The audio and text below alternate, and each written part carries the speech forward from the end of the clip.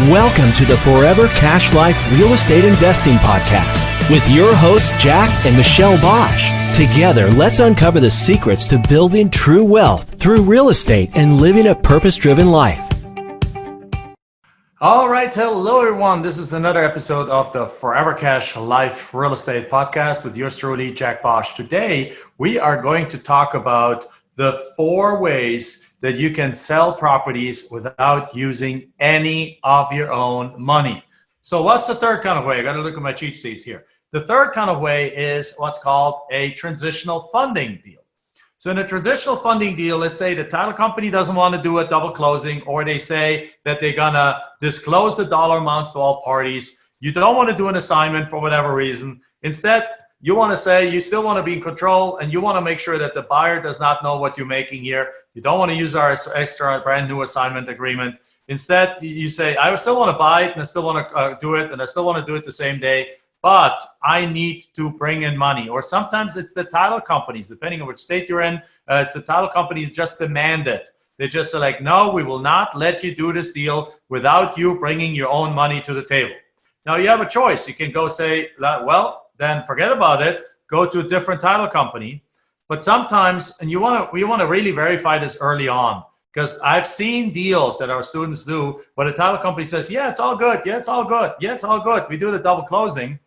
But then at the last moment, like literally like a week before closing, they're like, oh, by the way, we talked to our manager and you need to bring money to the table. We can't do it without your own money. You're like, what? What's happening? What's going on? Why in the world not? Right? They're like, oh, sorry, okay, otherwise we can't close. Now you have a choice. You can take that deal now from them away. You can bring it to a different title company, but then you probably won't close in 4 or 5 days as you had planned, and they have to start everything again, and they have to do another title search and all those different things. So the other option here is that you do transactional funding. Now transactional funding, what is transactional funding is, it's a vehicle of hard money lending. So what that means is that you have a lender at your hand, and the good news is, again, in our student environment, in our student portal, in our students, we have suppliers of transactional funding available for you, right? Particularly one gentleman, and we are very close to offering it even ourselves. But transactional funding works a certain way. It's a hard money lender that looks at the deal and say like, I need transactional funding. Transactional funding works such that what they do is they give you the money for 1 or 2 days. And actually don't give it to you, they give it to the title company. So let's say again, same scenario here. You need, let's say a little bit higher example, but transactional funding typically is only being used at a little bit higher dollar amount because it's not worth it for a $7,000 deal. You usually have the $7,000 yourself, or you can use one of these credit card checks, or you can use one way that other ways to come up with the money. But if you truly don't have the money, then you use it for the $6,000-$7,000 deal right now too. So, but let's say it's a $150,000 property that you have under contract for $60,000, and you have a buyer that is ready to buy it at $100,000. If you don't have the $60,000 in that example, and you need and the title company says you need to bring money to the table, then you go to a transactional funder. Again, we have we have a couple in our group that we recommend. And if you're interested in that, you can just reach out to us. Again, we have multiple concierges that you can reach out. So come to our group, our Land Profit Generator Real Estate Investing Group, join it. And there's multiple concierges that can put you up. So like really personal advisors that can help you put you together with our transactional funders.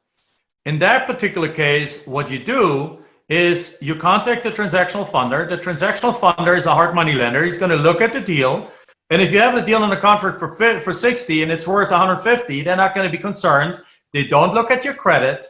They don't look at your experience. They don't look at your criminal history or anything like that. Potentially they might run a background check just to make sure that you're not a criminal. But other than that, they don't care about whether you're married or not, what your income is, and so on. They just look at the deal. So they look at the deal and they say like, okay, so you need $60,000 to buy on this deal plus closing costs, let's say $62,000.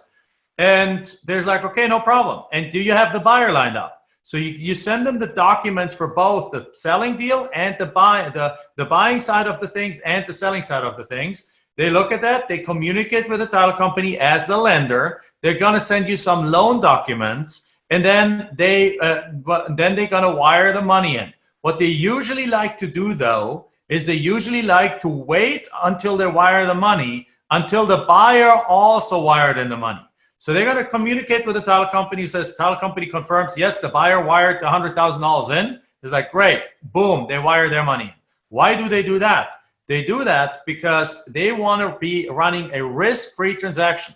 Because essentially what they're giving you is they're giving you 100% of the money that you need to buy this property, but they don't want to be stuck with a situation where the buyer doesn't follow through, and now they gave you money. You now own this property, because remember, this is still a buying and a selling transaction. They help you buy the property, you become the new owner of the property, and then you turn around and you sell the property again. They don't want to help you buy the property and then be stuck with a loan that you can't pay back because you don't have the money to pay it back and you don't have a buyer anymore. So ideally, they want to go say, okay, the buyer sent in the money, the buyer is committed, great. Now we are sending in the money, and with that money, the loan documents, they now allow you to sign, you now sign the documents, you sign the loan agreement. So you are now the owner of the property, but you owe $60,000 to that transactional funder. Then the same day, you go sell the property, and what the title company, by the way, what the title company does, they take the $60,000, they take $2,000 for themselves, for their effort, then they take $60,000 and send it to the seller. So your $60,000 is now gone. The seller has their $60,000. The seller is happy. You are the owner of the property. Now that same day, you sign the documents to sell the property for $100,000. The buyer signs the document to buy the property for $100,000. The $100,000 is in the account, and what happens now is the title company now uses $60,000 to pay the loan back, plus the loan fees, because the loan came with fees. And here are the fees typically for a loan. Usually it costs around 2 points, basically 2% of the loan amount, or typically transactional funders have a minimum fee of like $1,500 or $2,000 plus potentially even a transaction fee. So it's very common that it costs you about $2,500 to get that loan for that transactional funding. But here's the question. You have this property under contract for $60,000, you sell it for $100,000. Without your transactional funding, you can't do the deal. Is it worth spending? You're about to make $40,000 profit. Is it worth giving up $2,500 off your $40,000 profit and still walk away with a $37,500 profit in order to make the deal happen, rather than walk away from the deal and not make the deal happen? I mean, it's a complete no-brainer, right? If you look at it from a financial side, for the lender, it's very profitable for them because they gave $60,000 for 2 days and they make $2,500 on that, which is a great return. But most importantly, so a transactional funding is not cheap, but at the same time, what's most important is that you get the deal done. So don't look at it. Please don't look at it from a point of view. It's like, oh my God, they made a 4% return in 2 days. If they do that once every week, they're making an outrageous money on their money. True. Look at it instead of like, do I rather have 96% of my deal, like basically 30 or 95% of the money, or would I rather 95% of the $40,000 or no money? And I take 95% of my original profit every day of the week and gladly take transactional funding until you have enough money that you don't need to use transactional funders anymore. So it's a bridge kind of situation. Once you're doing 20 deals a year at $20,000, let's just say $10,000 of profit, you made $200,000. You don't need transactional funding anymore, right? You now have the money to fund your own deals. So this is something that most students that use this, they only need transactional funding for like 4, 5, 6 times, and then they're off on their own and they no longer need it, right? So therefore, look at it from a point of view that hey, you're still making $37,500 on a deal that you otherwise wouldn't be able to do. Hallelujah. I take that every day of the week, ideally 10 times a day. Right? So that's the thing. That's the third different way, is transactional funding. The fourth way that you can, but again, you use somebody else's money. They provided the full amount of money for you to buy the property, and then you sell it right away. And then the buyer's money comes in, pays back some fees. You make just a tiny little bit less money, but you now again were able to do the deal without using any of your money. Fourth way to do a deal without using any of money is by having basically either a joint venture partner that brings in the money, or I also call it a money partner. And a money partner can look like two different ways.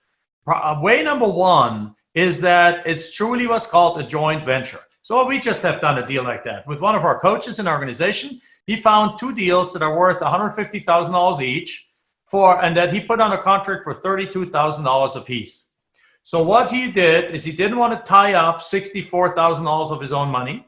So he came to us and he says, like, Jack, because he's one of our coaches and one of our Hall of Famers, we have a Land Profit Generator Hall of Fame. And because he's actually our head coach, and he's a fantastic guy. He went through our coaching program himself. He did 50 deals in the first year. He did 100 deals in the second year. He's doing over 100 deals in the third year right now. And his margins are going up every single year. So he came to us and was like, yeah, I don't want to tie up that money right now. Are you guys interested? So we looked at it and we looked at the deal. We verified the values. We're like, okay, good to go. So we happened to have the money available at the time. So we did a joint venture agreement. He found the property. He did all the work and so on. We just wired $64,000 plus closing costs, about $66,000 into the title company. We now own this property together with him, right? And in this case, now he's marketing the property. He's get a lot of interest on the property. One of these, the next few weeks, this property should sell. And if they, let's say, sell for $80,000 or $85,000 a piece, after closing costs, that's a $50,000 profit per deal. When that happens, then it's two deals, so it's a $100,000 profit. We're just going to split that profit with them 50-50. So we brought in the money, he brought in the deal. He was able to make, and once these properties sell and we'll make $100,000, he's going to be able to make a $50,000 profit without having used any of his own money. Now we make a $50,000 return on our money, which in this case is based on the fact that we put in $66,000, and we'll make a $50,000 profit. That's about, what is that? It's about almost a 72% return on our money. I'm good with that. I'll wait a year if I have to, if it takes that long. It won't take that long, but even if it would take a year to sell a property, I'm happy with a 72% return on my money as just the money guy that put the money into the deal. Now, as a money guy, what's important is, I can tell you what I did, is I looked at the deed. I made sure that a title company was involved, so I have title insurance on the property, right?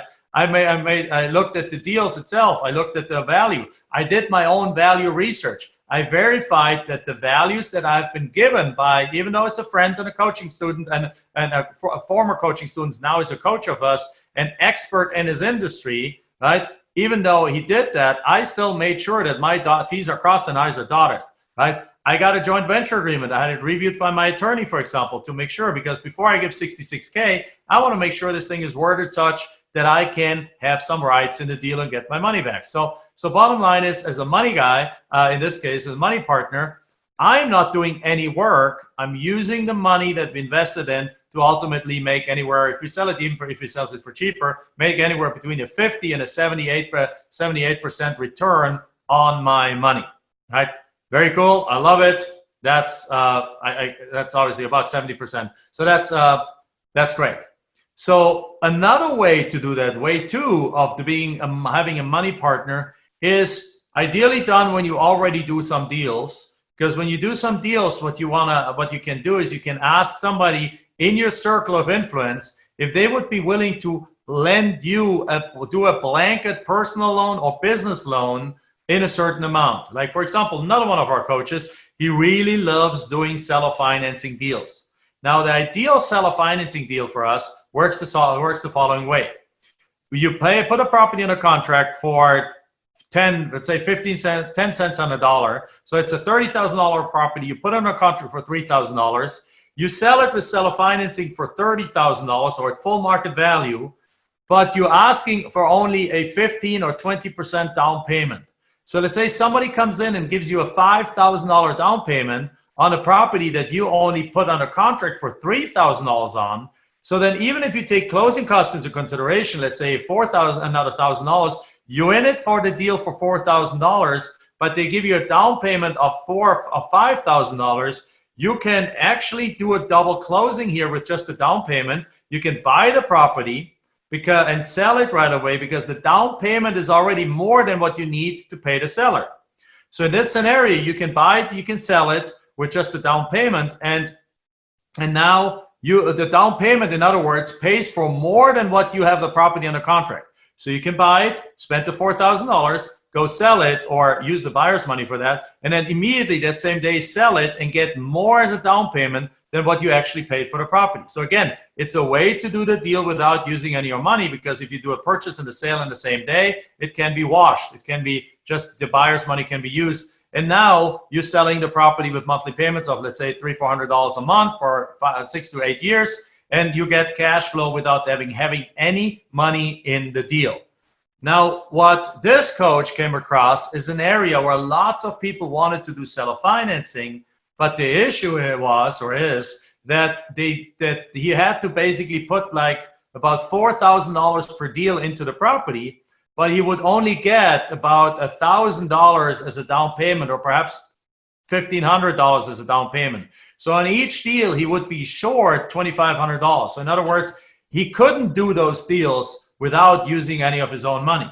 Because you understand it, right? You put the property under contract for $4,000. With closing costs, the money that you have to come up with to buy this property is $4,000.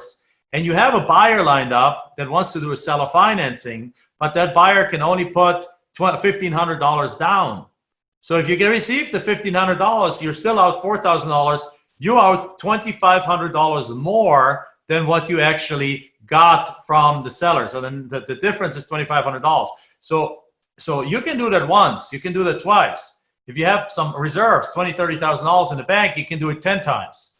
But you can't do this forever because you're gonna run out of cash. So what he looked at, he says, like, I want to do like 50 or 100 seller financing deals this year, because if I do 100 seller financing deals this year, each of them be at, let's say, $400 a month. If you do $400 a month times 100, that's $40,000 a month, or $480,000 a year in actual cash flow coming in for the next 6 to 10 years. So it's like, that's what I want to do. But I can't do it because I don't have, on every one of these deals, if I lose an average of, let's say, $2,000 in terms of negative cash flow, because I'm buying for $3, I sell them with $1,000 down, so I put out $3 to buy it, I only get in $1, I'm negative $2,000. I can't do that. If I want to do 100 deals, I'm going to be out negative $200,000. How do I solve this? Well, the way he solved it was that he went to a friend and he explained his business model to them. He had already done like 50 or 75 deals. It's another one of our coaches. He showed them how this all works. He showed them the performance of these notes. He showed them the results and all the things. And again, he says, like, listen, can you lend me, let's say, 100 grand? Because you don't really need that much, because if you just do 50 deals, you have $20,000 a month coming in with cash flow already. You can use a lot of that to pay your buddy back, right? But so he needed, just for a time being, he needed some cash in order to do those deals where he puts out 3,000 and he only gets in 1,000. So he's like, can you lend me some money? So the guy gave him, I don't know how much money, but perhaps $20,000, $40,000, $50,000 or so. I don't know the exact amount, or even $100,000, who knows. Gave him the money, and then he went to work. And he did deal after deal after deal after deal. Each deal added $300-400 in cash flow to the bank account every month. And each deal, though, put a hole in it of $2,000. So after a while, that was done. But now he had 50 to 70 to 80, 100 deals coming in. And now when you have $20,000 a month coming in, you don't need somebody's money anymore. because if $20,000 a month coming in every single month, you can use $5,000 of that, $7,000 of that to live on. You can use $30,000 to pay off your debt. You can use or $3,000 to put on the sideline to pay your buddy back, and you can use $10,000 a month to keep doing your own deals and funding that gap, right? So, and that's what he ended up doing. So he ended up doing, it was a temporary loan because your cash flow goes up so quickly that very simply the excess cash flow soon is enough to cover those kind of gaps. But again, that's the third way. You can get somebody else's money as a company loan, and then you use that either to buy properties outright. That's another way. For cash flow, you can use it, or you can use it to just buy somebody's. Now a deal comes along that costs $20,000. You have the $20,000. You buy the property, you sell it 2 weeks later to somebody else for $50,000, and you return the $20,000 to your buddy with a interest rate, right? That's another way that you can have a money person in there. That's the simpler way, of course. The seller financing way, it went a little bit more complicated. If you have questions about that, please join our Facebook group. Or actually, even better, we're having coming up very soon, and occasionally we do that. So if you listen to that later on, still go to www.landprofitmaster.com, because we have sometimes multi-day free training classes where we explain concepts like that just in detail. So go there, landprofitmaster.com, and register for it. Check it out. These sessions are coming up every few weeks, and where we go live for multiple days in a row for free to really show you how this business works. So with that said, guys, that concludes our episode of the Forever Cash Life Real Estate Podcast. Again, 4 ways to do deals without using to flip deals without using any money. That said, give us a 5-star review, give us a thumbs up, share this video, put your comments below, put your questions below, go join our Facebook group, go to landprofitmaster.com, register to be part of one of our 3-day or 5-day free training series that we're doing on a regular basis. All right, bye-bye. Enjoyed this episode? Then make sure you like, subscribe, and post your comments and questions below the video. We're looking forward to hearing from you.